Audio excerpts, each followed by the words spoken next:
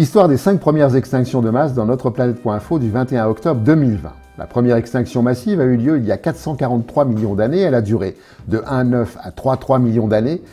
86% des espèces ont disparu. La deuxième extinction a eu lieu il y a 359 millions d'années. Elle a duré de 2 à 29 millions d'années. 75% des espèces ont disparu. La troisième extinction a eu lieu il y a 252,6 millions d'années. Elle a duré de 160 000 ans à 2 millions d'années. 96% des espèces ont disparu. La quatrième extinction massive a eu lieu il y a 200 millions d'années. Elle a duré de 600 000 ans à 8,3 millions d'années. 80% des espèces ont disparu. La cinquième extinction massive a eu lieu il y a 65 millions d'années. Elle a duré 2,5 millions d'années. 76% des espèces ont disparu. La sixième extinction de masse a lieu en ce moment. Elle a commencé il y a 3000 ans. 20% des espèces ont pour le moment disparu et on s'attend à une disparition de 50% d'ici 2050. Et il n'est pas impossible que l'espèce humaine fasse partie des disparus. Une remarque. Toutes les extinctions, excepté la sixième, se sont déroulées sur plusieurs millions d'années. Le formidable et tant vanté génie humain consiste à réduire ce temps d'extinction à moins de 5000 ans. Encore un exploit.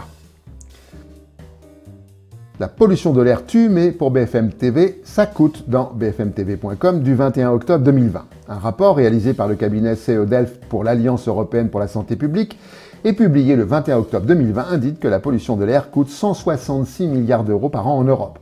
Ces milliards d'euros sont constitués des coûts liés aux décès prématurés, aux soins et aux journées de travail perdues dans 432 villes. 3 polluants principaux de l'air sont à l'origine de ce désastre, les particules, PM, le dioxyde d'azote, NO2 et l'ozone, O3.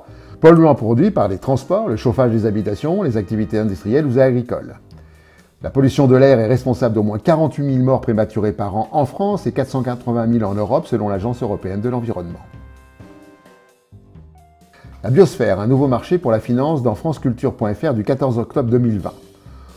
L'OMC, Organisation mondiale du commerce, a établi dans l'accord général sur le commerce des services que la biodiversité s'étend à tout le matériel susceptible d'être mis en valeur, donc d'être assigné au rôle de marchandise. Les plantes, les animaux, les gènes, mais également les paysages, les forêts, le captage et la filtration de l'eau, les savoir-faire traditionnels, les cultures, etc. Il s'agit donc de donner une valeur marchande à des millions d'espèces et de molécules différentes en évaluant tous les services économiques depuis la pollinisation à la filtration de l'eau rendue à l'homme par la totalité des écosystèmes, forêts, zones humides, prairies, récifs coralliens. Des services estimés par le professeur américain Robert Costanza à 33 milliards de dollars en 1997, soit le double de la valeur mondiale brute produite cette année-là. L'organisme qui va organiser et contrôler ce marché s'appelle Intergovernmental Science Policy Platform on Biodiversity and Ecosystem Services, laissant une totale liberté au monde des affaires qui aura carte blanche.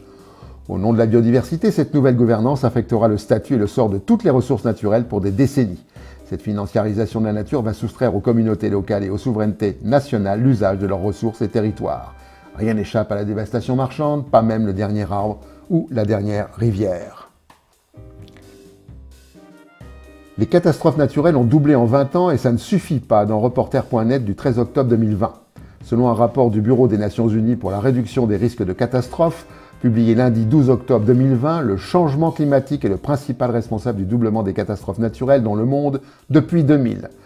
Pour la période allant de 2000 à 2019, 7348 désastres naturels ont été enregistrés dans le monde, causant la mort de 1,23 million de personnes et affectant la vie de plus de 4,2 milliards d'êtres humains pour un coût économique d'au moins 3 000 milliards de dollars, soit près de 2 fois plus qu'entre 1980 et 1999. Les vagues de chaleur ont augmenté de 232% depuis 1999, les inondations dans le monde ont augmenté de 134%, donc elles ont plus que doublé. Quel drame faudra-t-il pour que la conscience des humains des pays industriels soit sinon touchée, du moins effleurée?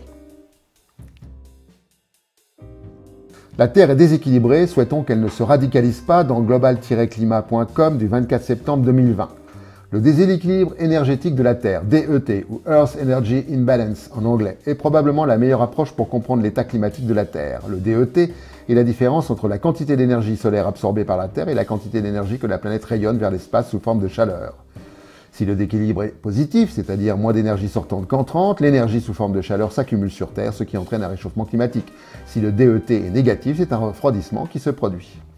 Une étude produite par le Système mondial d'observation du climat, le GECOS, montre que le déséquilibre énergétique de la Terre continue de croître sans relâche et a doublé au cours de la dernière décennie, 2010-2018, par rapport à la moyenne de 1971-2018.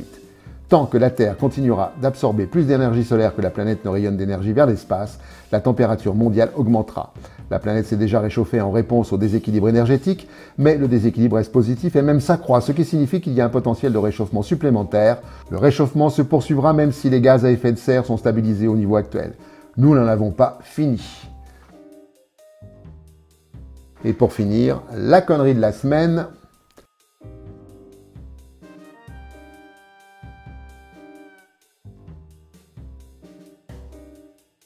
À la prochaine fois.